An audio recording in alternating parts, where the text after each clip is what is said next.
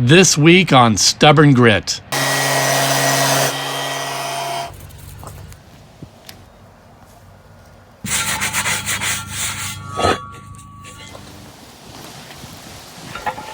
His wife and he are building a house together. Sweat equity. It's like a marriage workshop. Build the dream. How hard can it be? How long will it take? They don't have a clue. They're doing it themselves. Ignorance is bliss. Will they survive? Will their teenagers thrive? What's wrong with you people? Are they crazy? Maybe. Dream big. Don't quit. Stubborn grit. So there was a big rain yesterday. Try to cover everything up. Now we're gonna try to get this plastic off to make sure that any water that got in can get out. It's kind of a rush deal. I treated the ends of these posts. You're supposed to treat the posts, I mean ideally right after you cut them, treat the ends, slow down that checking process. But I'm thinking it might also kind of help that water getting in the end grain, starting that process of wet, dry, warping of everything. Now I'm gonna uncover these. The ground heats up and it actually creates a little greenhouse of high humidity and such underneath these. And it's best not to have them completely wrapped up like that. Ideally, you just kind of put a roof on top, leave the sides open. So all this wood here is kiln dried, so we don't bring bugs in and such. The Canadian is the 2x4s. That's the spruce pine fir. And then this other stack is southern yellow pine, a bit stronger, heavier, kiln dried as well. And it's still strapped up to hopefully keep it from warping too much. And over here we got our I-joist engineered lumber. It's a bunch of OSB and kind of like LVL laminate layers. And then of course on the other side, LVL. So I just got everything uncovered. I also threw a string line up. We had them all run perfectly, but it was getting late and we didn't want to trip on them, so we cut them off. Now we're putting them back up, figure out where to mount these brackets. The weather's like perfect. There's my wife coming. She's gonna let those goats out. Here they come.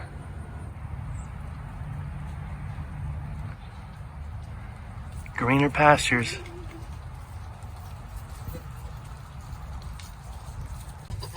That goat right there is probably one of our smartest goats. That goat exemplifies ornery. She's going to the barn to get the blower, I guess, blow these leaves off.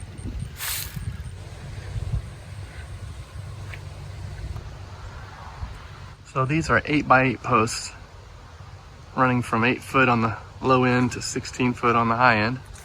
They're southern yellow pine, so they're quite a bit heavier than your spruce pine fir. I'm gonna say they weigh about 250 to 300 on the longer end. I mean, you could pick it up and walk it up if you're in great condition, great shape. A little risky as it gets longer. So yeah, they're fairly heavy.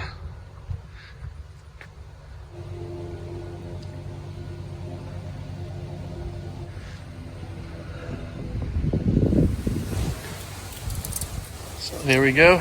Run the string line. Woo!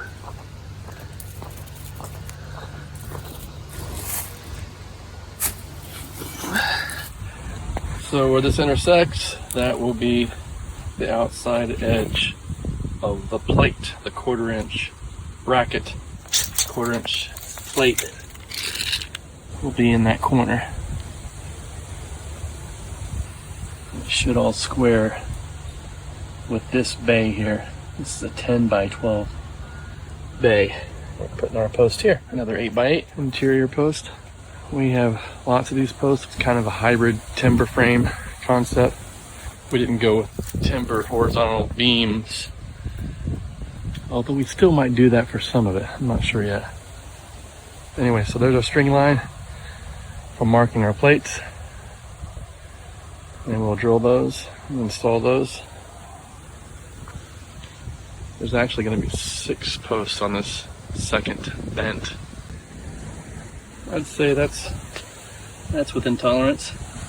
With the string line started, we're going to go revisit the brackets. We've been purchasing a lot of materials as we go. Having stored some of them in the old barn, we now have to get rid of the rust and repaint these brackets.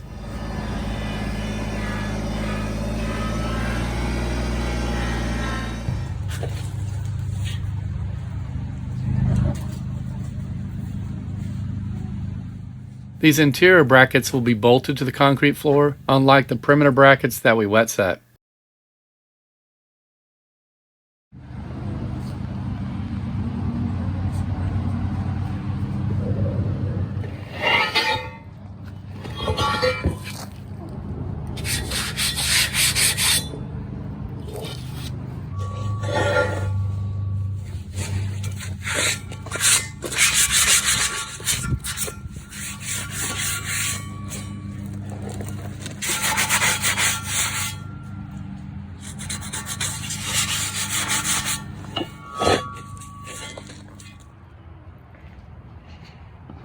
So we just need to clean these up,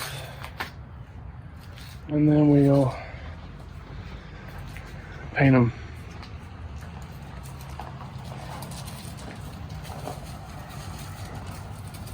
Ready to paint this one, and then we'll do all the rest. Got them all spray painted and ready to go. Just need to finish the rest of the string lines and place the brackets.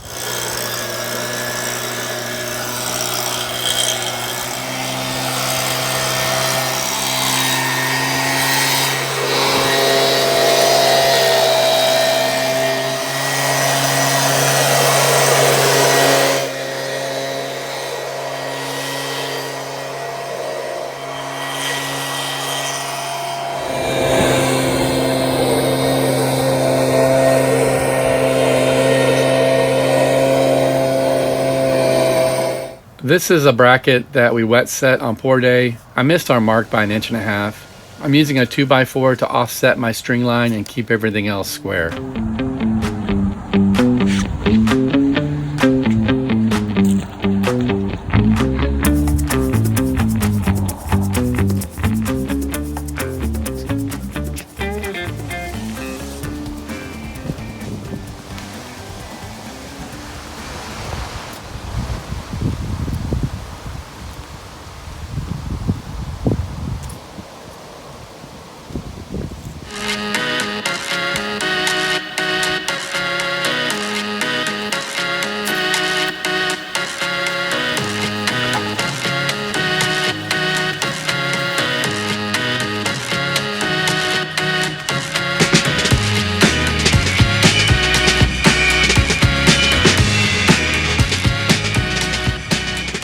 So yeah, we got it. All the interior brackets are now placed to line up with our string lines.